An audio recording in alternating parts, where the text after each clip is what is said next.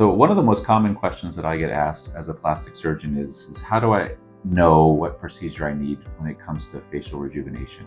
So in essence, there's quite a few different options depending on how or where your face has aged. So what I'd like to do is maybe just show you a couple patients to kind of elucidate what the difference between a patient who needs, say, a full face and neck lift, which comes by many different terms and with lots of different ways of performing that procedure versus, say, someone that is just a candidate for a neck lift.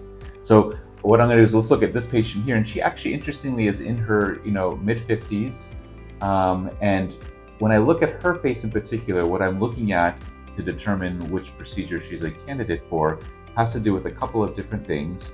One is, what is the cheek looking like, and then how do the jowls transition between the cheek and the lower face, and then on the side profile, what does the neck look like? So if we look at this individual, she has a fair amount of jowling, a lot of laxity in the neck, and because of that, in order to avoid a very unnatural appearance by pulling the neck too tight, which we often see in a lot of those Hollywood facelifts, what this individual needs really is elevation of the jowls into the right position as it has descended from the cheek, and then redraping or pulling back of the neck. And so what we see here after a full face and neck lift in this individual is a much more defined jawline, better cheek projection, and minimal jowling. Okay, so this is an individual who's a great candidate for a full face and neck lift.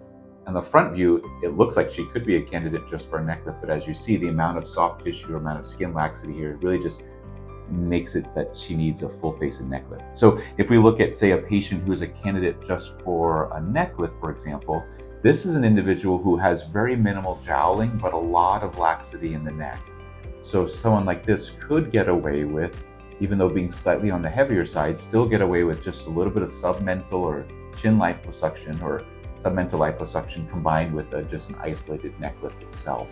So she doesn't have a lot of changing in the jowls. The midface has a lot of fullness, and so for her, we just do a neck lift up by itself.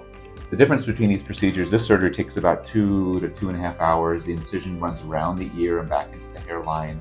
There's always a little incision underneath the chin, versus this individual who I showed previously. Same thing, the incision goes around the ear, but a little bit higher up into the hairline and then back into the hairline behind the lobule, which is this thing right here. And then the same thing, she has a little incision underneath the chin. And this surgery takes somewhere between 3.5 to 4 hours, sometimes up to 4.5. It can be combined, well, both of these procedures can be combined with fat grafting to really restore that facial rejuvenation, which is, if we look at like pictures of, say, 15, 16, 18, 20-year-olds, what we'll find is that they have a lot of volume in their cheeks, nice kind of oval appearance to the face versus a more square-shaped appearance, which we see in someone like this who looks very square-shaped. So that's how I determine if someone's a candidate for a face and neck lift. If you have any questions, let me know.